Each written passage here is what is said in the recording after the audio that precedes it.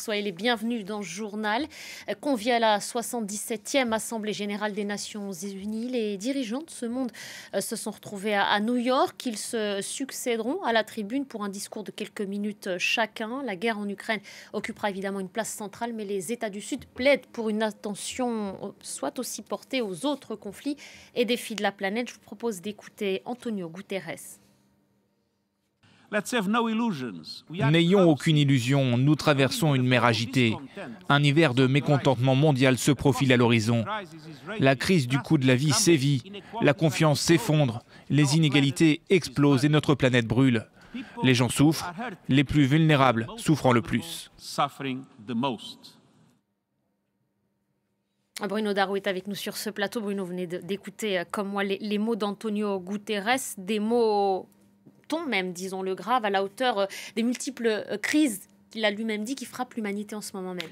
Oui, il a fait un peu la liste de toutes les crises en mettant au-dessus de toutes ces crises la crise des crises qui, pour lui, est la crise climatique. Et c'est un véritable cri d'alarme que vient de lancer Antonio Guterres à tous les pays membres qui sont assemblés devant lui. Il leur a demandé véritablement cette fois-ci d'agir car, selon lui, eh bien, le temps presse. Vous l'avez entendu, avec des conséquences, notamment des conséquences sociales, puisque avec la crise énergétique, la crise alimentaire, les conséquences de la guerre en Ukraine, plus la crise climatique, tout cela mélangé fait que dans beaucoup de pays, les conditions de vie des habitants deviennent absolument insupportables.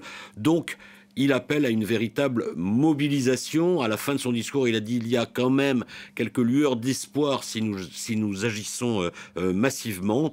Et le secrétaire général de l'ONU, clairement, demande aux pays riches de faire un effort, un véritable effort en faveur des pays en voie de développement pour d'abord qu'ils puissent faire face à l'impact du changement climatique qu'ils subissent, alors que ces dysfonctionnements du climat, en fait, sont dus à l'action des pays riches pendant des décennies.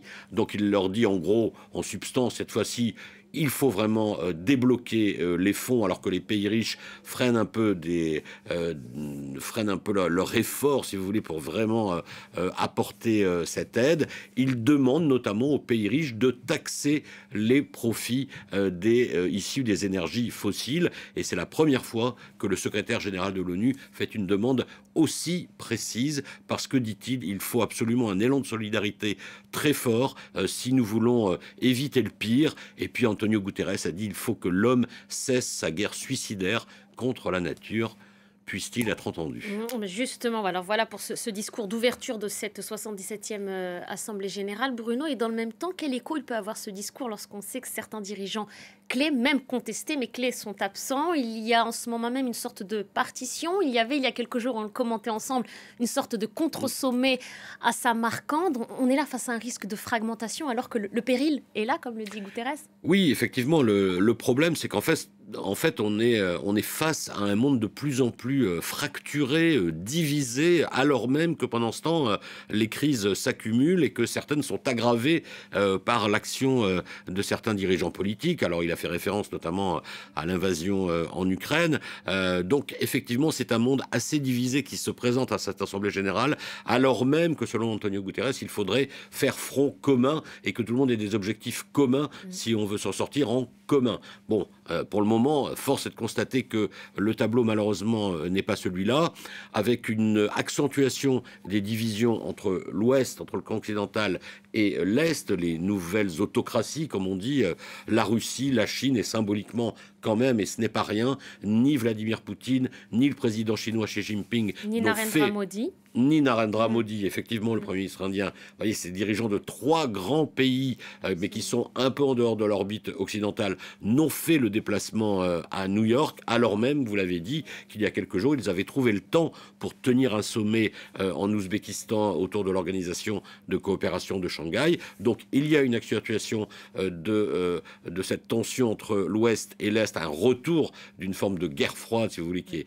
dangereuse pour l'équilibre du monde. Et puis par ailleurs, il y a une augmentation aussi de la fracturation entre le Nord, les pays riches, et les pays du Sud. Ce sera d'ailleurs un des thèmes dominants, si l'on en croit des sources proches de l'Élysée, du discours d'Emmanuel Macron dans quelques heures devant l'Assemblée générale de l'ONU, parce qu'effectivement, et là on en revient aux conséquences du réchauffement climatique, mais aussi de la guerre actuelle, de la crise énergétique, il y a une crise alimentaire extrêmement prégnante qui touche d'abord ces populations du Sud.